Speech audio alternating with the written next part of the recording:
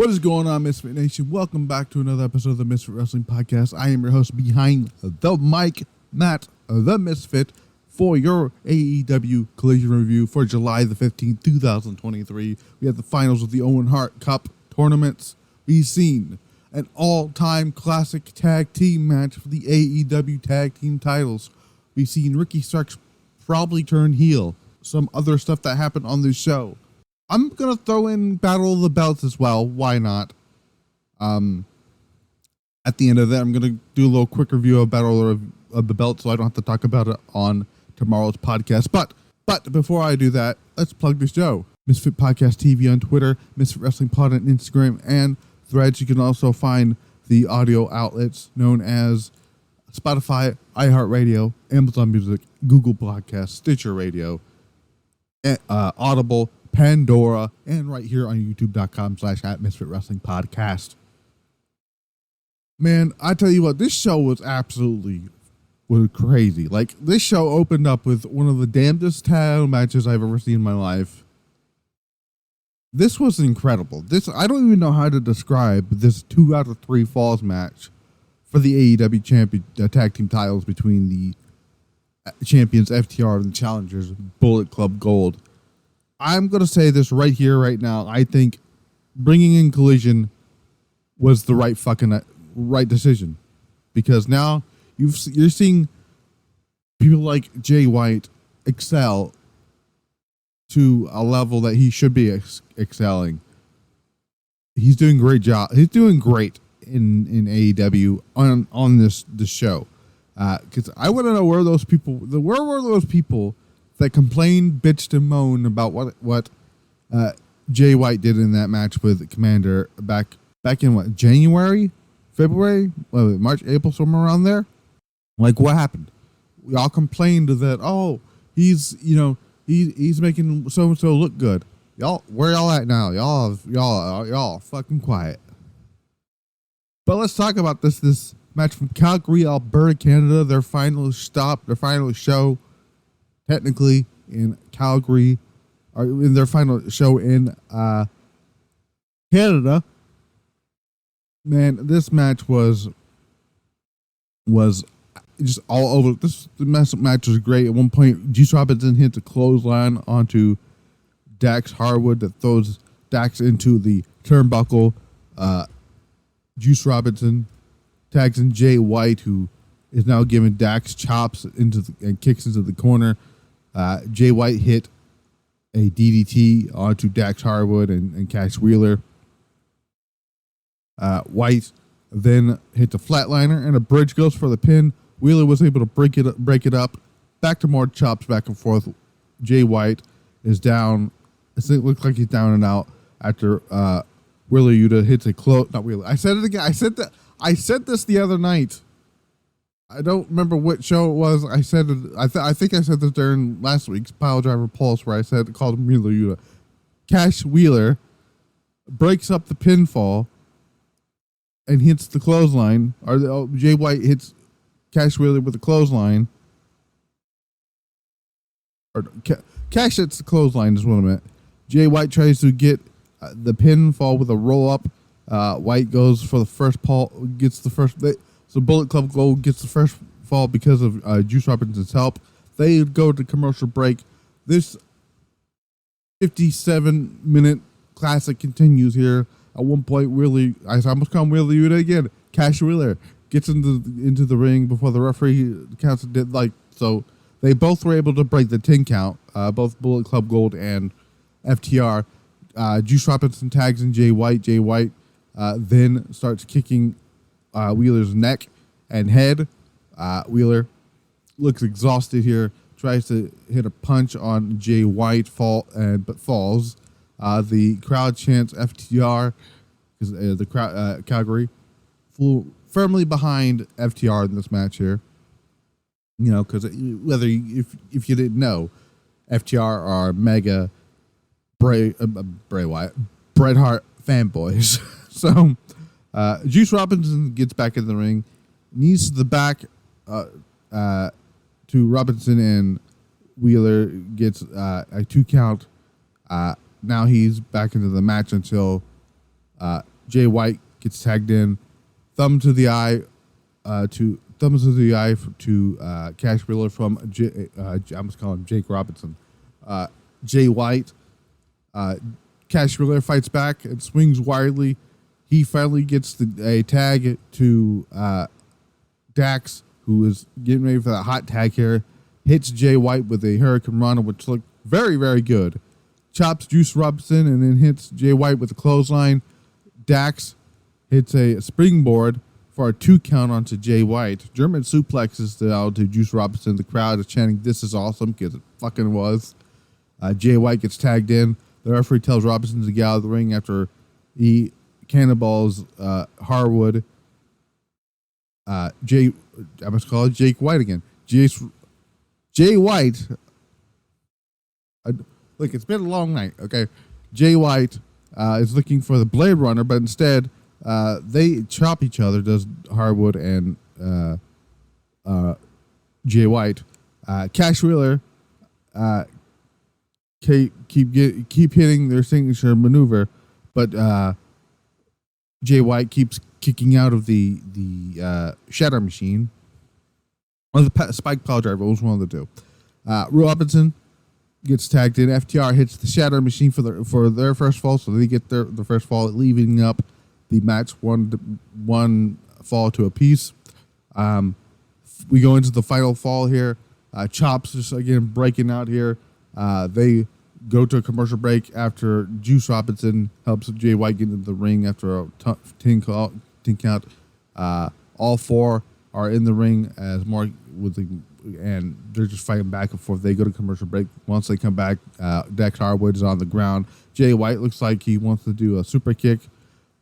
He's tuning up the van like Shawn Michaels does, and the prick that he is puts Dex Harwood into the sharpshooter. Oh my God. That got me up. That popped to me, and that was amazing to see that. In Calgary, by the way, he did that. Jay White is a menace to society, and I love it. Dax was able to get the rope and the hold is broken. Both men are down for 5 minutes with 5 minutes remaining. And at this point, I thought we were going to go to a time limited draw, but like the Juice Robinson is then put in the sharpshooter by Cash Wheeler. The crowd's going wild. The hold breaks due to exhaustion. Juice Robinson goes for a DDT, but Wheeler turns it around. Juice Robinson locks in the sharpshooter. FTR gets the fall after Juice Robinson taps out rather.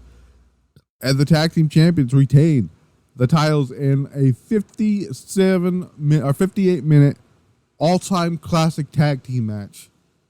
My God, this is a match of the year candidate. If there is a match on the show that I would encourage you guys to, a match from this weekend in general to go back and watch, is this one here. The fact that they not only had the best match of the weekend, they outdid their match from last week. Oh my God, FTR and Bullet Club Gold is fantastic. Jay White is fantastic. Juice Robinson is fantastic. FTR is fantastic. They've proven why they're one of the best tag teams in the world, if not the best tag team in the world. Next up, we had a Owen Hart women's final. Willow Nightingale, Ruby Soho. Willow Nightingale, of course, beat Athena on Rampage last night in a stellar match, by the way. If you haven't watched it, I'll talk more about that match on the podcast on Sunday. First they air a video package for Blood and Guts that's going to be airing. That match is going to be happening on Wednesday. Can't wait to talk about that. With the Owen Hart, this match was not as good as the match from last night.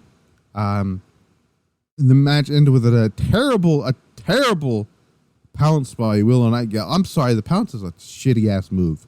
I never liked the pounce as a wrestling move. It's fine for football and other sports, but it's not fine for fucking wrestling. It just looks stupid.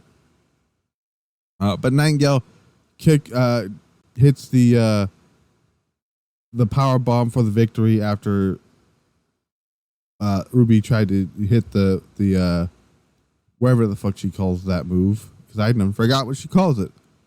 But yeah, match was nothing special. Willow Nightingale wins, right decision. So yeah, Tony Khan is out. Cheers for Willow Nightingale.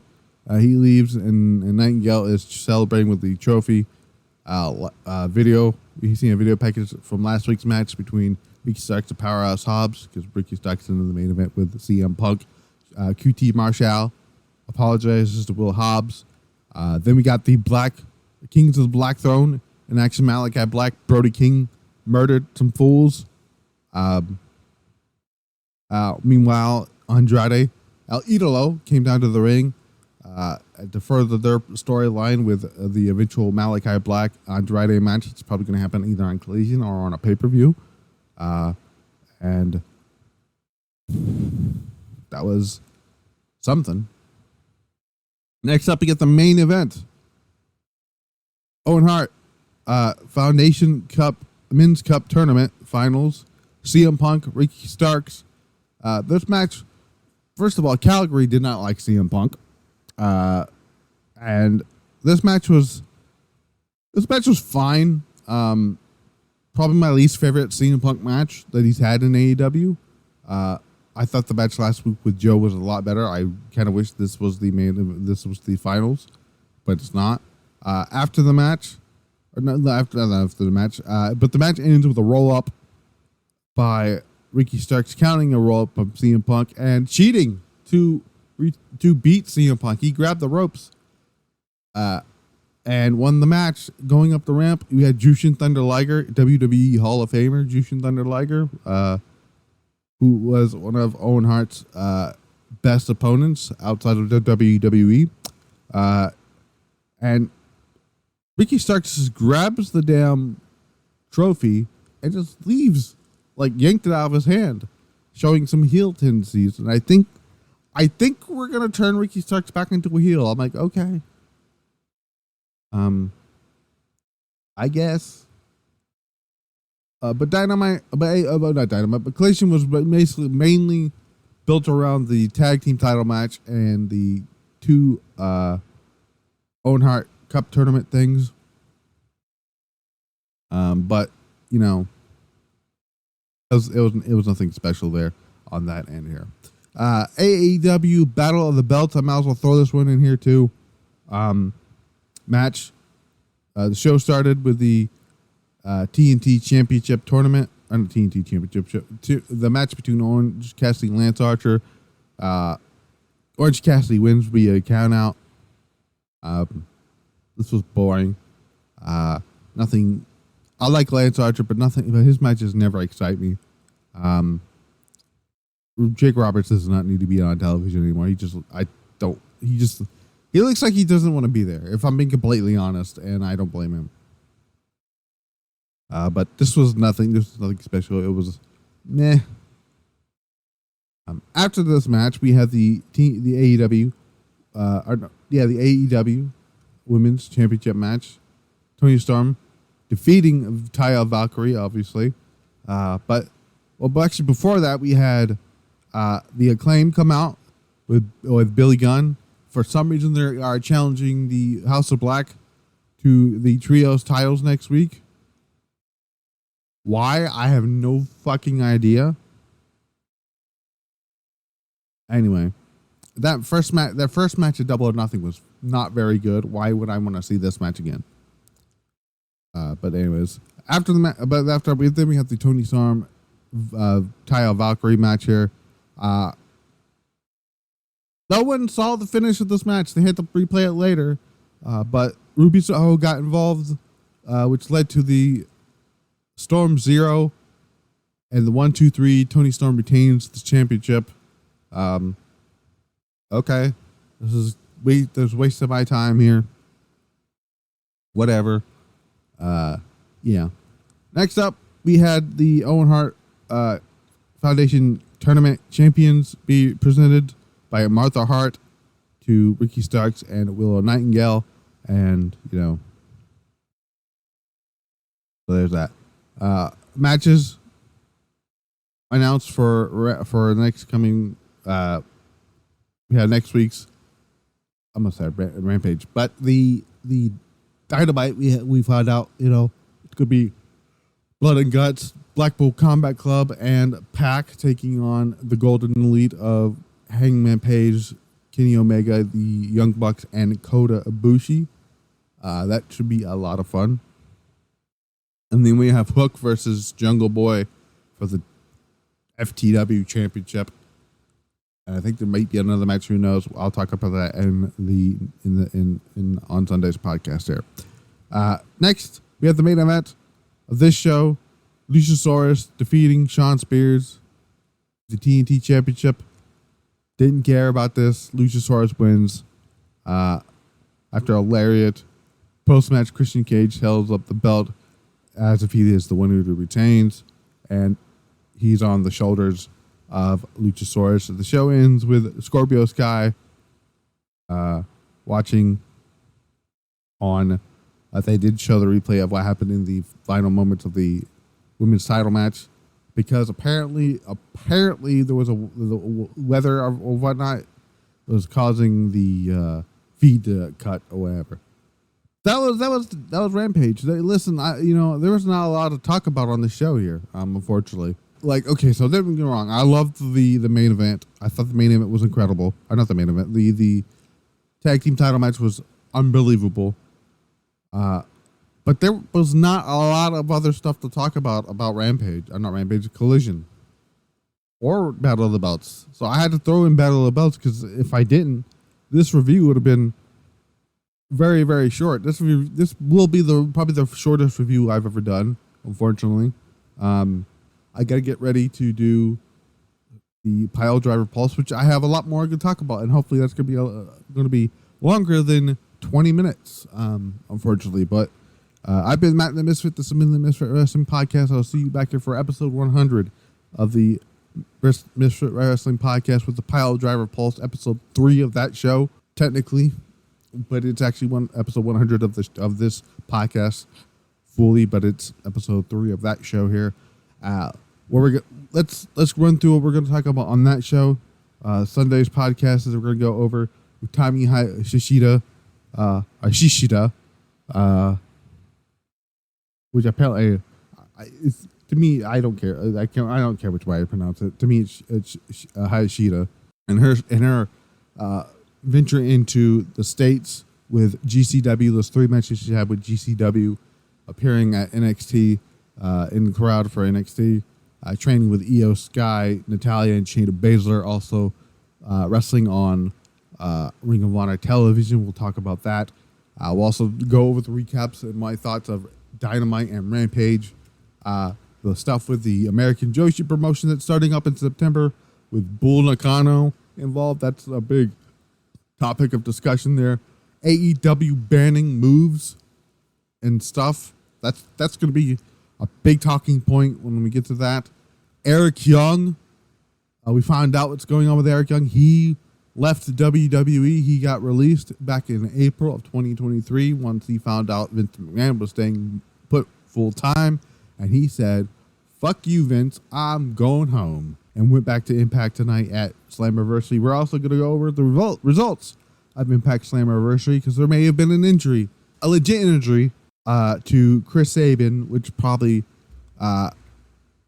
changed the result of the match that he had with Leo Rush in the X Division Championship.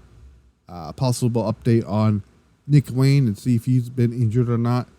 New Japan announcing the Fighting Spirit Unleashed show for Las Vegas on October 28th. Sonata returns to Impact Wrestling in August. We might talk about whether or not Julia will be a part of the Fighting Spirit Unleashed show. The G1 Climax kicks off. We're going to talk about the first night of the G1 Climax. And we're going to go over the predictions, or my predictions rather, about the 5-Star Grand Prix and the G1 Climax. That's all for tomorrow's podcast. Until then, I've been Matt the Misfit. This is Misfit Wrestling Podcast. This was your AEW Collision / Battle of the Belts review, kind of. Until then, we're out.